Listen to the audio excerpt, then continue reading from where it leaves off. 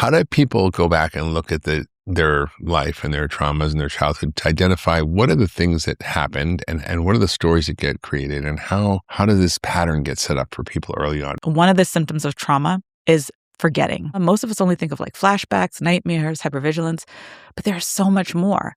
One of those is forgetting. So your brain will push down the memories to protect you so you can function, right?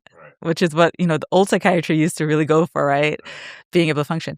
But if you can't remember, there are different tools that you can use. Usually you want to work with a therapist because, your brain is pushing those memories down for a reason and you want to feel safe. And I use transitional objects in my practice all the time. There are these tools that are real tools like pictures, blankets, tokens from childhood. They're basically memorabilia that sometimes can jog the mind to remember certain things. So I'll ask my patients who can't remember the last time they really felt joy to bring in things from childhood or from past, memories or experiences where they may have been happier.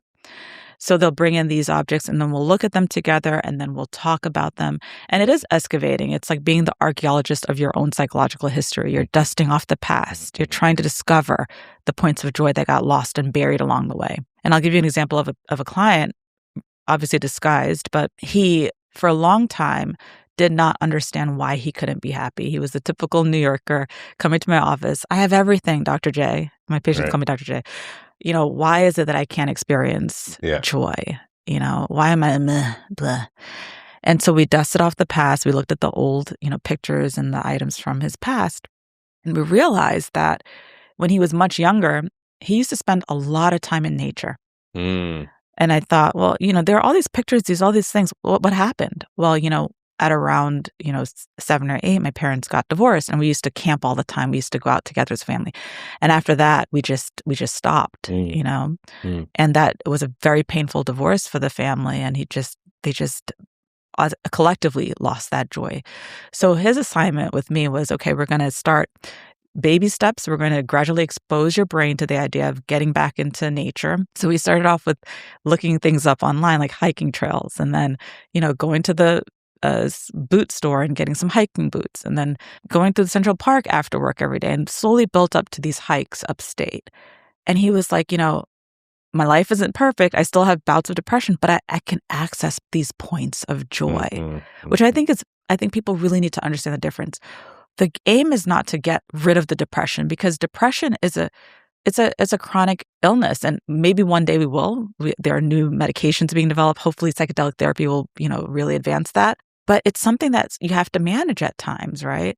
And so he can access these points of joy where there are weeks where he's being able to feel alive, where he's excited, where he's moving forward, versus not having that at all in the past. It's about these small wins. It's almost like introducing play back into your life, right?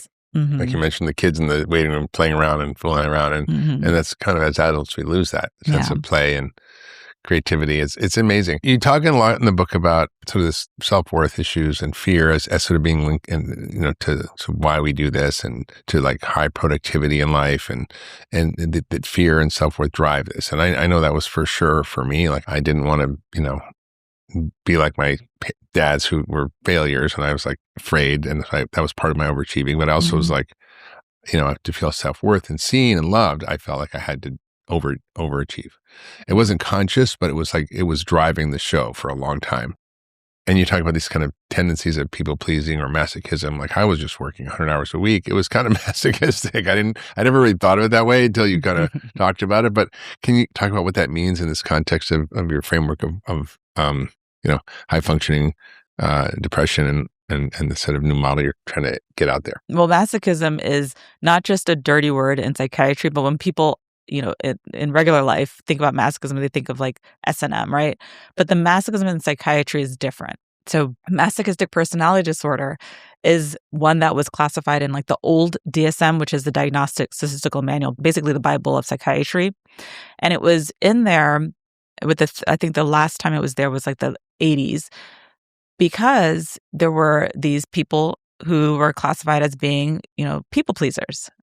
They bent over backwards for others and didn't expect much in return. In fact, they felt uncomfortable receiving praise and love.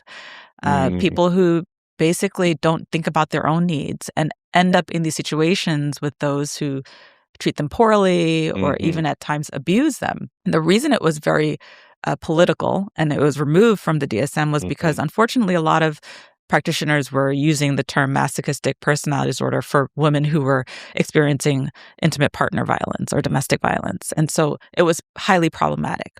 But I think that in getting rid of masochistic personality disorder, we should have probably just kept in a little bit of the people pleasing and just, said, hey, this can happen to both men or women and it's not victim blaming, Some of us end up in these patterns where we believe that we're only worthy when we're doing for others, that we are unlovable unless we're sacrificing.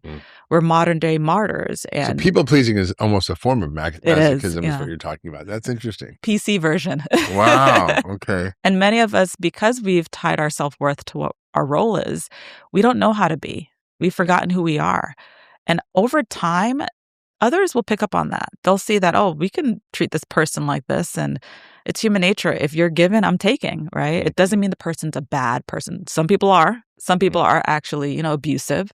But most people, if you're given freely and they don't have to return, they'll take. Right. And this happens at the job. The people pleaser at work is, overlooked for the promotion because why give her the promotion? She's going to do it anyway, Right. They are overlooked in relationships. Why commit to you? You're gonna give me what I want anyway. They're overlooked even in families, the eldest daughter syndrome and all of that. I think when we realize why we're giving without receiving, and we realize that it's tied to our low internal core belief that we are not worthy unless we're providing something for others, and we challenge that a bit and we say, well, what's the worst that can happen if I say no? If you say no, if you believe that they're not going to love you, test it out. I do this with my clients all the time. And they're like, Dr. J, they actually called me more. They actually, respected me more. The opposite of the thing that I feared the most was what happened. That's a big lesson for me because I had that people pleasing thing pretty severely. I did too. I didn't actually think of myself as having low self-worth because, I have a good life. I've been successful. I didn't actually identify with that. But when I did, I began and I kind of went back into my childhood and I saw what happened to me and I saw the things that kind of led me to believe, that I needed to perform for love. I realized that was coming from a lack of self-worth. And I did not even realize that. And it was a big kind of shock to my nervous system. But once I realized that, I was able to kind of really shift how I'm showing up and to actually take care of myself more and not be in this constant state of self-sacrifice. And I didn't think of it, but it actually is a form of masochism, right? Yeah. A lot of us who have this, and I'm sure a lot of people listening have this because it's pretty common, our brains aren't working the same. Like there's some kind of neurological shift that makes it difficult for us to sort of feel joy and that we're in this kind of revved up anxious state. Can you talk about that kind of neurologic phenomenon that's going on and why it's so hard to kind of shift out of that? It's so, I think, fascinating because, and that's why I say you can't just have an imaging and then say, okay, you have this, because we're all so different.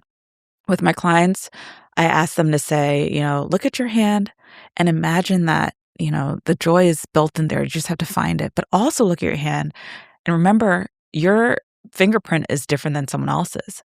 So why are you trying what works for someone else on yourself without really understanding the science of your happiness? And there's a tool in medicine that we've been using forever, but we don't teach our patients about it. And I think, frankly, a lot of us just kind of forget it. We're like, oh, we learned it in med school. That's it. But it's the biopsychosocial and it's super simple. And I imagine it to be like a fingerprint. No two biopsychosocials are alike. Even twins don't have identical biopsychosocials. So when you look at the biological component of depression for some people, for those of us in midlife who are women, there's a huge hormonal component to our depression. And this happens because in midlife, for some people, late 30s, early 40s, and perimenopause, you start to experience fluctuations in your hormones. And that can impact the way that your brain processes melatonin for sleep, serotonin, GABA for anxiety. All of these neurotransmitters are being modulated by these very unpredictable shifts in hormones. And so a depression for a woman may be very different than a depression for a man who, let's say, perhaps may be struggling with something like an autoimmune condition, right? Or that typically happens in women, but high inflammatory states if you're not taking care of your health, right? If you have like a lot of belly fat and so forth. Yeah. So even the biological components of depression are different across individuals. Yeah. Looking at, the other part, the psychological component of depression, the second part of the biopsychosocial, women tend to go through a lot more trauma, sexual traumas, right? Yeah. And, there's attachment theory where depending on how you're raised or you were cared for or neglected, you may have an anxious attachment or an avoidant attachment, and that's playing out in your relationships. In the psychology part, some of us have histories of ADHD and neurodivergence, and that plays a role in our masking all day long. So even that psychological component is different for individuals. If you love that last video, you're going to love the next one. Check it out here.